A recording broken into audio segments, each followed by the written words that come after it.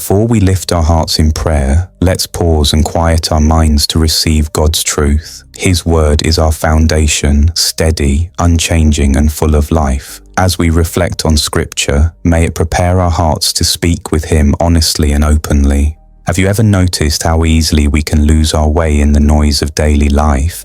We wake up with good intentions, yet somewhere between morning coffee and evening rest, we find ourselves drifting from what truly matters. The Apostle Paul understood this struggle when he wrote to the believers in Rome. In Romans chapter 12 verses 1 and 2, he urged them not to be conformed to this world, but to be transformed by the renewal of their minds. This transformation isn't something that happens overnight. It's a daily choice to align our thoughts with God's truth rather than the shifting opinions around us. Think about the last time you felt truly at peace. Chances are, it wasn't when everything in your circumstances was perfect. Peace that surpasses understanding, as Paul describes in Philippians chapter 4 verse 7, comes when we surrender our anxieties to God and trust His character over our circumstances. This kind of peace isn't dependent on external conditions. It flows from an internal reality, the knowledge that we are held by someone infinitely greater than ourselves. David knew this intimacy with God. In Psalm 27 verse 4, he expressed his deepest longing to dwell in the house of the Lord all the days of his life, to gaze upon His beauty and seek Him in His temple. This wasn't just religious language for David. It was the cry of a heart that had discovered where true satisfaction is found. He had tasted wealth, power, and human approval, yet none of these could fill the God-shaped void within him. When we read the Scriptures, we discover that God is not distant or disinterested in our daily struggles. In Isaiah chapter 55, verses 8 and 9, He reminds us that His thoughts are higher than our thoughts, and His ways higher than our ways. This isn't meant to discourage us, but to invite us into a relationship where we can trust His wisdom even when we can't see the full picture. Like a child who trusts a loving parent's guidance, we can rest in the knowledge that God sees what we cannot see and knows what we do not know. The beauty of prayer is that it bridges the gap between our limited understanding and God's infinite wisdom. It's not just a religious exercise or a way to get things from God. Prayer is fellowship with the Creator of the universe, who calls us His children. In 1 John chapter 3 verse 1, we're reminded of the incredible love the Father has lavished on us, that we should be called children of God. This is our identity. Not orphans trying to earn love, but beloved sons and daughters who have been welcomed home. Consider how Jesus modeled this relationship with the Father. Even in His busiest seasons of ministry, He withdrew to lonely places to pray. In Luke chapter 5 verse 16, we see this pattern repeated throughout His life. If the Son of God needed regular communion with the Father, how much more do we need this divine connection? Prayer isn't just speaking to God about our needs.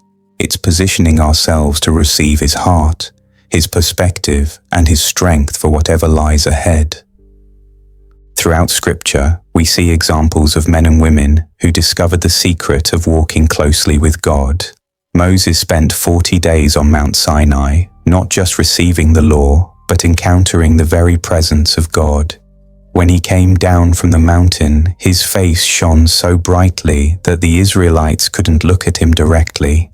In Exodus chapter 34, verses 29 through 35, we read about this divine encounter that transformed Moses from the inside out. This is what happens when we spend time in God's presence. We begin to reflect His glory. Daniel understood the power of consistent prayer. Even when King Darius issued a decree forbidding prayer to anyone but himself, Daniel continued his practice of praying 3 times a day with his windows open toward Jerusalem. In Daniel chapter 6 verse 10, we see that Daniel didn't let external pressure change his internal commitment to communion with God. His faithfulness in prayer wasn't just a religious habit, it was the source of his wisdom, integrity, and courage in a foreign land. Hannah knew what it meant to pour out her heart before the Lord. In 1 Samuel chapter 1, we witness her desperate prayer for a child. She prayed with such intensity that Eli the priest thought she was drunk. But God heard her cry, and not only did he give her Samuel, but he used her son to change the course of Israel's history. Hannah's prayer life teaches us that God invites us to bring our deepest longings to him, no matter how impossible they may seem.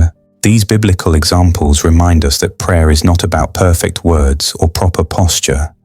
It's about honest hearts connecting with a loving Father. In the Sermon on the Mount, recorded in Matthew chapter 6, verses 9 through 13, Jesus taught his disciples to pray with simplicity and sincerity. He showed them that prayer begins with worship, acknowledges God's sovereignty, expresses dependence on his provision, seeks forgiveness, and asks for protection from evil. As we prepare our hearts for prayer, let's remember that we don't approach God based on our own merit. We come because of what Christ has accomplished on our behalf. In Hebrews chapter 4, verse 16, we're encouraged to approach the throne of grace with confidence, knowing that we will receive mercy and find grace to help in our time of need. This confidence isn't arrogance, it's the assurance that comes from knowing we are accepted in the Beloved. Let's pray. Father in heaven, I come before you now with a heart that longs to know you more deeply. You who spoke the stars into existence, who breathed life into dust and called it man, who loved us enough to send your Son. You invite me to approach your throne with confidence. What an incredible privilege this is. Thank you that through Jesus, the veil has been torn, and I can come boldly into your presence, not because of my righteousness, but because of his perfect sacrifice. Lord, I confess that too often I've tried to navigate life in my own strength. I've relied on my own understanding when you've promised to direct my paths if I acknowledge you in all my ways, as Proverbs chapter 3 verses 5 and 6 remind me. Forgive me for the times I've been too proud to ask for help, too busy to pause and listen for your voice, too distracted by temporary things to focus on what is eternal. Search my heart, O God, as David prayed in Psalm 139. You know me better than I know myself. You see the fears I try to hide, the doubts I wrestle with in the quiet moments, the dreams I'm afraid to speak aloud because they seem too big or too impossible. You see the places where I've been wounded and the walls I've built to protect myself. I don't want to hide from you anymore. I want to be known completely and loved completely. Holy Spirit, I invite you to do the work that only you can do. Renew my mind according to your truth. Transform my heart to beat in rhythm with yours. Create in me a clean heart and renew a right spirit within me. As the psalmist prayed in Psalm 51 verse 10, I want to think your thoughts, love what you love, and pursue what brings you glory. Help me to see people through your eyes, with compassion instead of judgment, with hope instead of cynicism, with love instead of indifference. I bring before you every relationship that matters to me. My family members who may not know you yet, soften their hearts to your love. My friends who are struggling with doubt or disappointment, meet them in their questions and show them your faithfulness. Those who have hurt me, help me to forgive as you have forgiven me. And those I have hurt, grant me courage to seek reconciliation where possible and wisdom to know when to give space.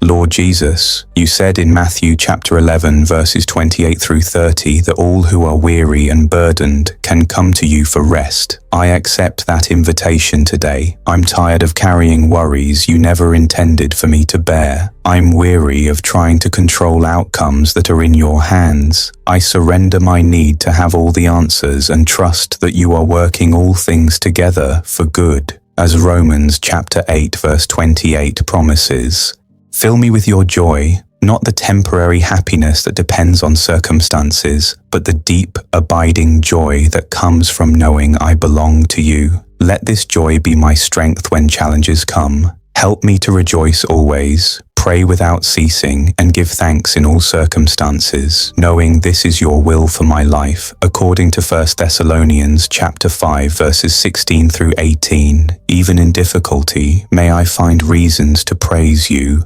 I pray for your wisdom in every decision I face. In James chapter 1 verse 5, you promise to give wisdom generously to all who ask without finding fault. I need your guidance in my career, my relationships, my finances, and my future.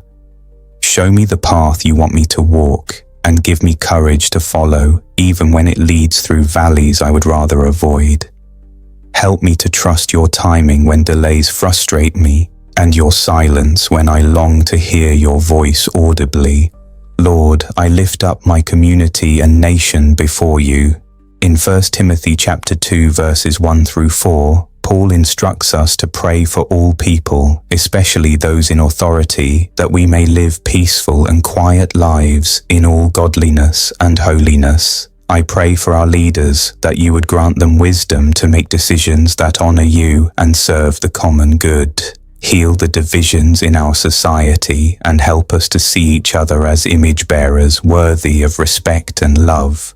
I pray for your church around the world. Unite us in love despite our differences in worship style or secondary doctrines. Help us to be known by our love for one another, as Jesus prayed in John chapter 17. Strengthen believers who face persecution for their faith. Provide resources for those who are sharing the gospel in difficult places. Use your people to be salt and light in their communities, bringing hope where there is despair and truth where there is confusion. I pray for your kingdom to come and your will to be done in my life as it is in heaven. Make me an instrument of your peace in a world that desperately needs hope. Use my ordinary days and simple conversations to plant seeds of your love in hearts that are searching. Give me boldness to speak truth wrapped in grace, and wisdom to know when to speak and when to simply live out your love through my actions. Amen. May every word of this prayer become a living blessing over your life in Jesus' mighty name. If you're carrying a specific need today, we'd count it a privilege to stand with you in prayer. Share your request below so we can lift you up together. May the unshakable peace and overflowing grace of Christ surround you today and always.